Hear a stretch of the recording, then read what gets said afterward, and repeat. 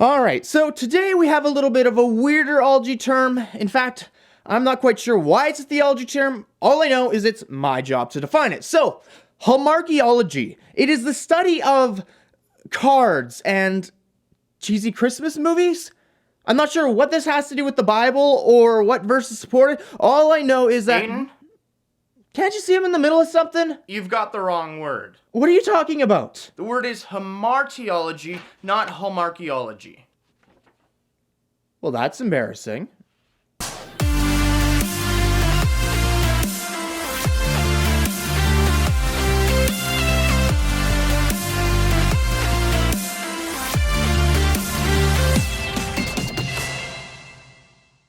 Hello there, I'm Aiden, and welcome to A Pastor's Life for Me. Before we get into the definition video, subscribe to the channel, turn on the bell to get those notifications, and like this video. So this is our third ology video in our series on defining all biblical ology words. And so far, we've defined soteriology, the doctrine of salvation, and anthropology, the doctrine of man. Today, we are defining hamartiology, the doctrine of sin. Now, we've been doing these videos in somewhat of an order that is mostly based off of how these categories overlap. Both of the previous two are linked to this category. We need salvation from sin, and we are creatures of sin. So when it comes to defining man, it's hard to cover it properly because much of the doctrine of man deals with how we are affected by sin. To give you an example of this, let's do our tried and true system of looking into the table of contents in a theology book. In Grudem's book, part 3, The Doctrines of Man, it has a chapter called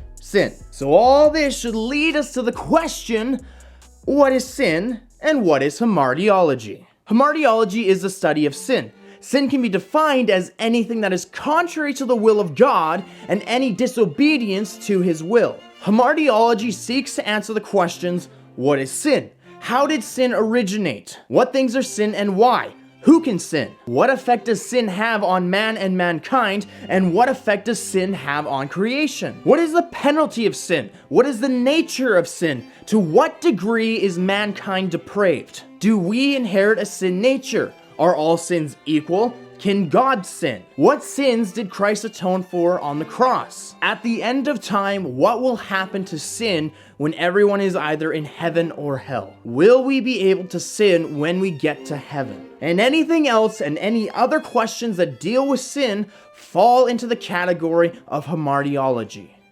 Now, as a bonus, I define sin as anything contrary to the nature of God and any disobedience to his will. But I really like the wording of Grudem's definition for it, so it says, we may define sin as follows. Sin is any failure to conform to the moral law of God in act, attitude, or nature. Sin is here defined in relation to God and his moral law. Sin includes not only the acts such as stealing or lying or committing murder, but also attitudes that are contrary to the attitudes God requires of us. We see this already in the Ten Commandments, which not only prohibits sinful actions, but also wrong attitudes, like you shall not covet. Sin isn't only the acts that we do. It can also be our thoughts, our attitudes, and our desires. And so the categories of hamartiology and anthropology seek to answer the question, how does this affect mankind? But then soteriology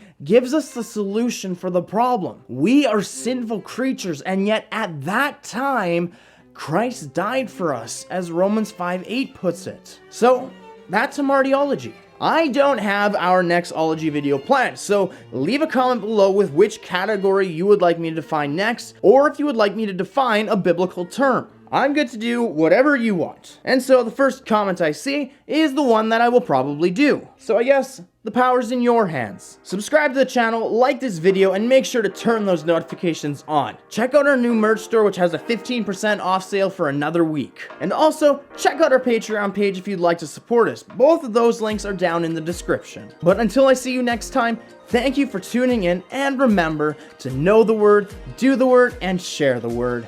But as always, we do it in love.